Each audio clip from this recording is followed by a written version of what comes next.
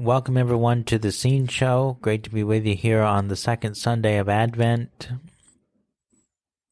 And we are definitely in the season of preparing for the Lord. And we had a great liturgy this morning at Holy Trinity, and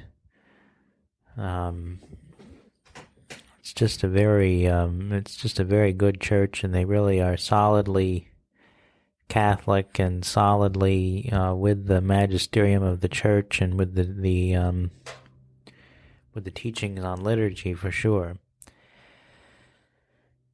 Now today we're going to get into Christian thought, and we're going to discuss the opening act, and that is what happens after the apostolic age and the close of the era of the apostles, and how it lays the groundwork for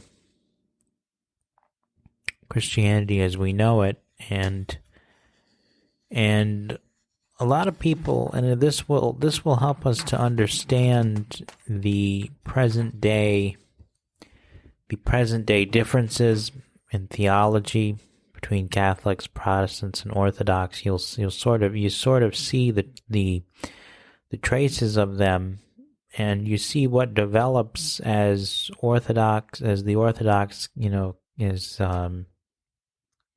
what becomes the Catholic Church develops very early on in these writings and in these documents from the early church.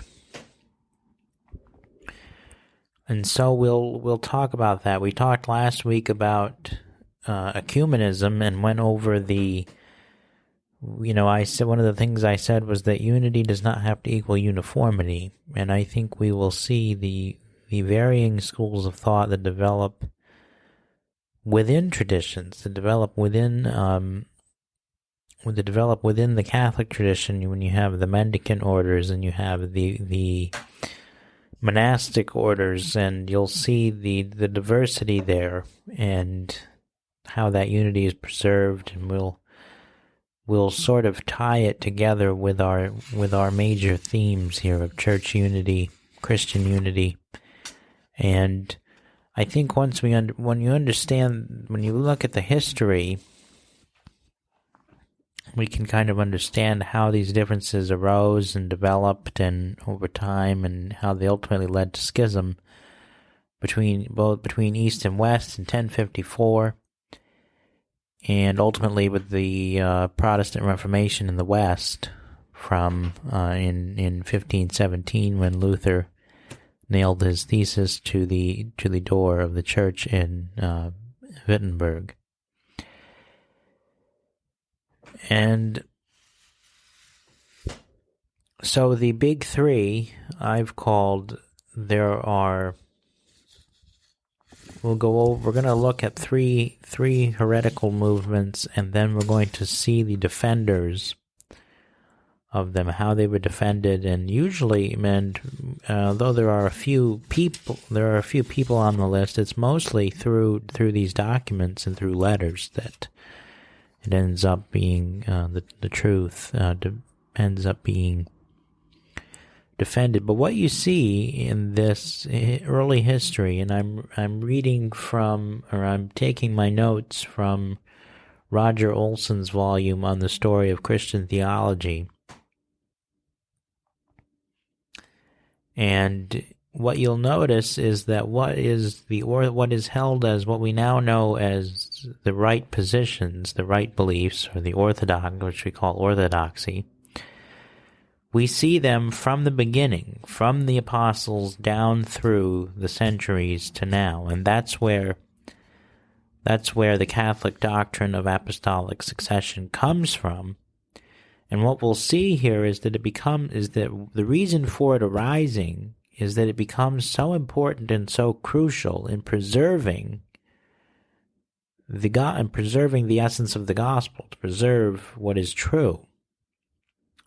And we'll see that you have these three main attackers of orthodoxy in the 2nd and 3rd centuries. And we will see them right after the break.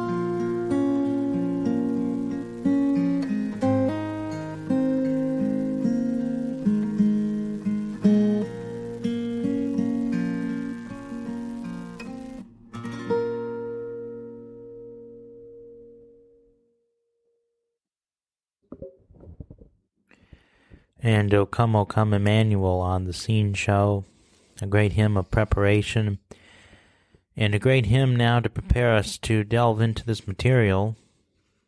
As I was saying before the break, that we had the big three: Gnosticism, Montanism, and Celsus, who was a pagan philosopher, that formed the attack against Christianity in the 2nd and 3rd centuries. And if you understand these things, you can understand some of the movements in Christianity that have influenced it even today. And you can also understand better some of the groups on the fringes that claim to be that claim to tell you what the Bible really teaches. And so Gnosticism forms the biggest threat to Christianity. And there are 5 core beliefs here. And number 1, God is one and wholly transcendent, spiritual and far removed from the fallen material universe which he did not create. The physical world was created by an evil or demented lesser God. Human beings are sparks or droplets of the same spiritual substance that God is, and they are trapped in physical bodies that must be escaped. So you have this idea that physical matter is bad, and that only the spiritual is good, and that matter must be escaped. The fall that led to sin is the same as the fall. So the fall that led to sin, Adam and Eve's fall, is the same as the fall into matter. Sort of this idea that the creation and the fall coincide with one another. And as a result, their vision of salvation then is to escape the bondage of physical existence and travel back to God. And they ultimately believe that Jesus is the human vehicle for this heavenly message that brings them back to God. And they rejected the incarnation because, of course,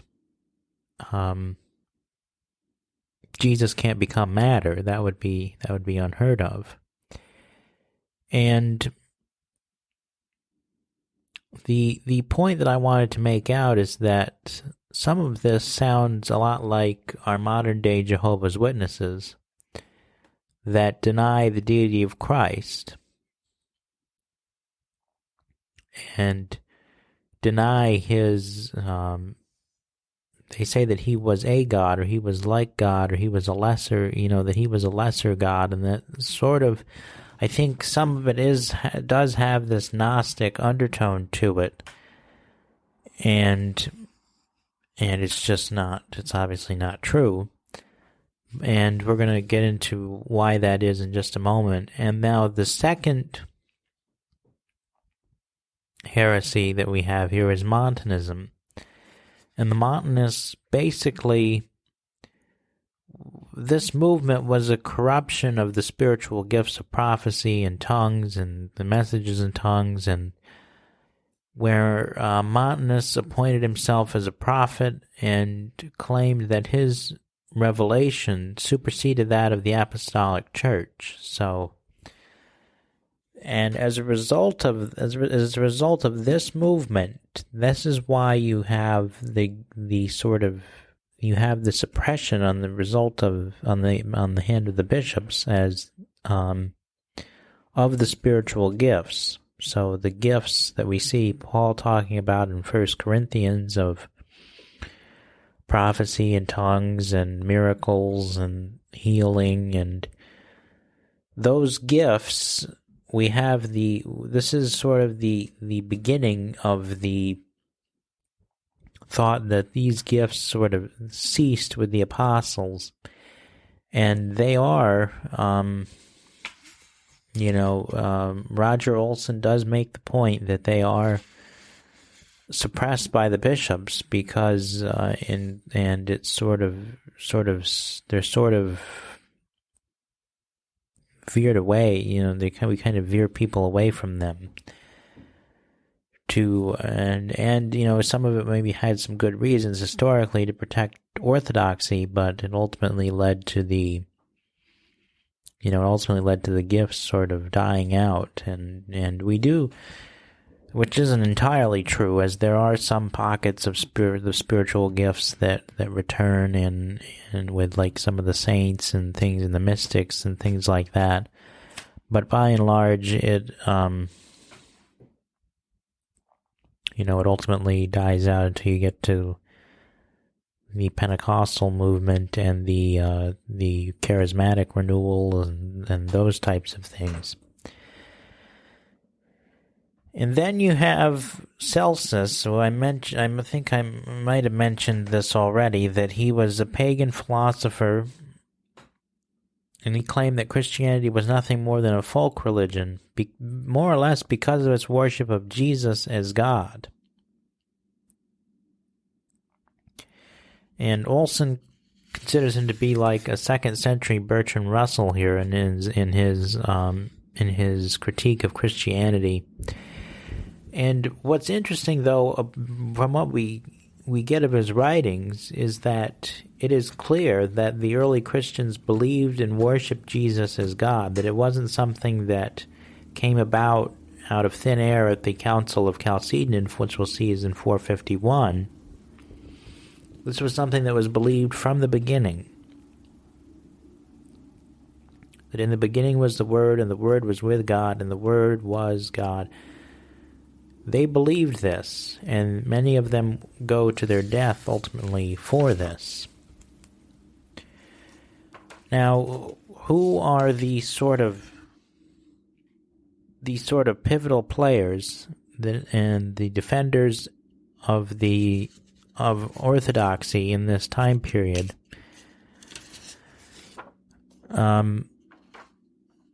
This is where we see the development of apostolic succession, and this comes from, and we have this link from Polycarp, who was a disciple of John, and then it goes from Polycarp to Saint Irenaeus and his follower and the followers. So you have this sort of link to the apostles that carries down through the centuries. That's the idea of apostolic succession, and that's why we still hold to that as Roman Catholics. Now, we'll find later on, we'll come to that understanding of why our Protestant brethren reject that.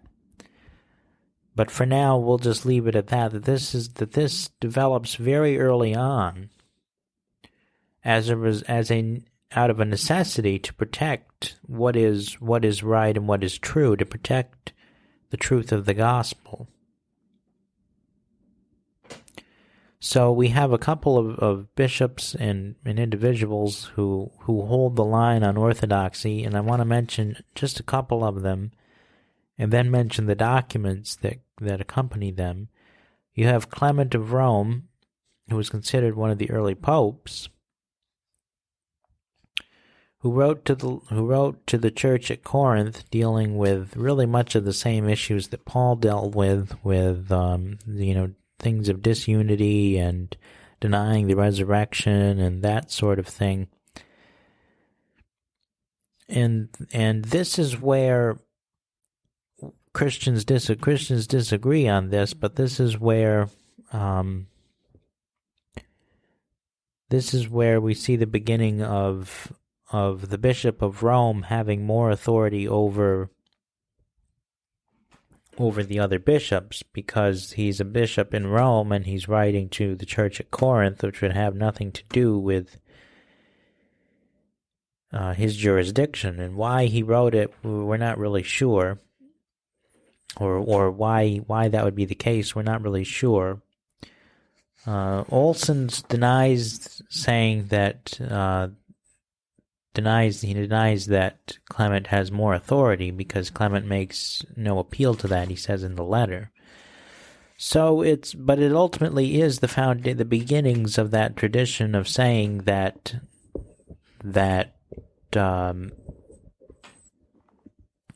Rome has more authority than the other bishops.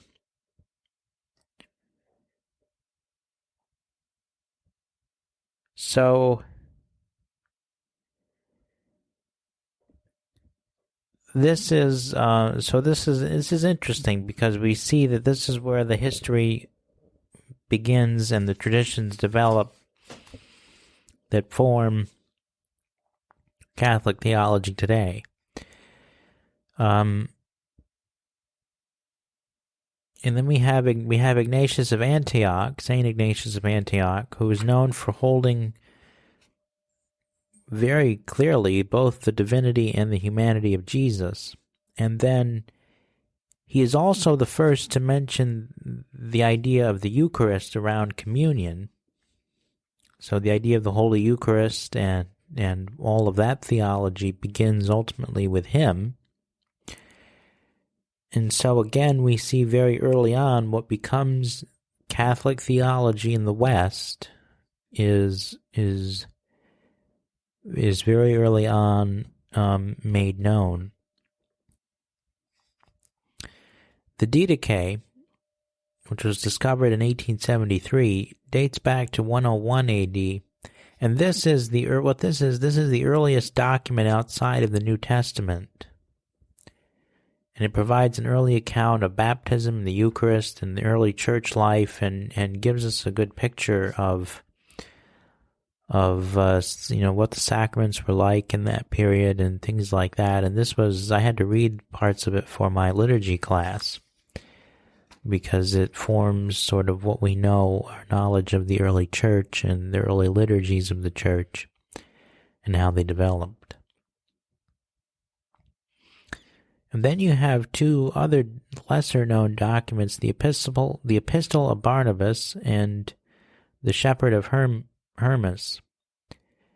And what these two basically explain Christianity in terms of moralism, which is this is what Roger Olson calls Christian moralism, that essentially where you have, the idea of works righteousness becomes sort of embedded into the theological tradition, where you basically it becomes like this new law where you have to work in order to please God, and that'll ultimately later on that'll play a significant role in the Protestant Reformation. And the Epistle of Barnabas also called for an allegorical interpretation of the Old Testament, and then the Shepherd of Hermas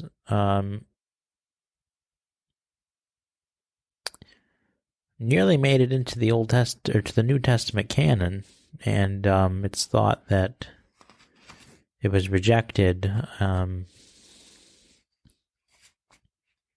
because of these. I think because of these. The emphasis on Christian moralism ultimately made it so that it was, and I think also because it was not, the authorship was not known, that sort of made it so that it was rejected by the early church as being canonical. And so what comes to constitute the canon of Scripture, by the way, is also those books which could be traced back to apostolic origins. You could say that they were either written by the apostles or they were written by a close associate of the apostles. And by and large, today, all Christians agree on the canon of the New Testament. That's something that's not disputed at all. Or the 27 books of the New Testament. Now, there were some controversies throughout history, like Luther wanted to, at one point, get rid of the book of James for its emphasis on works and faith in works. And then the book of Revelation was nearly excluded because of the fact that it just is such a weird book. But ultimately, because it could be traced back to John as the author, it was left in the canon. And so this gives us the beginnings or the groundworks of theology. This is the groundworks, the start of theology. And I've just touched the surface here today, so far. And really, I would recommend doing some further reading on this, and going to the documents and looking at them,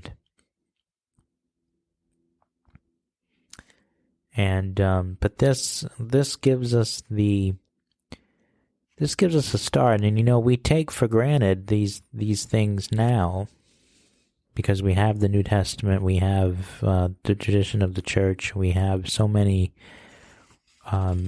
different resources, and so much of this has been hammered out through the councils, and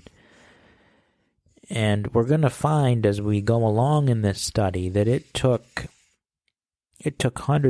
centuries for these things to be ironed out, for the divinity, we're going to find that the councils of Nicaea and the councils of Chalcedon will ultimately settle the nature of God, and will give us the creed, and will give us the divinity and humanity of Jesus, the full divinity and humanity of Jesus. And just we take that for granted now in our own day, because we've never had to, no one calls into, to where no one calls into question the Trinity anymore. No one questions the nature of Christ. But knowing this will help us. Knowing something of this history will help us to defend the faith today because many of the faith's detractors will make the same attack. The attacks and the questions haven't really changed in 2,000 years. And so that's what we're going to look at in the future. And so with that, we're going to take a quick break, and we'll be right back right after this.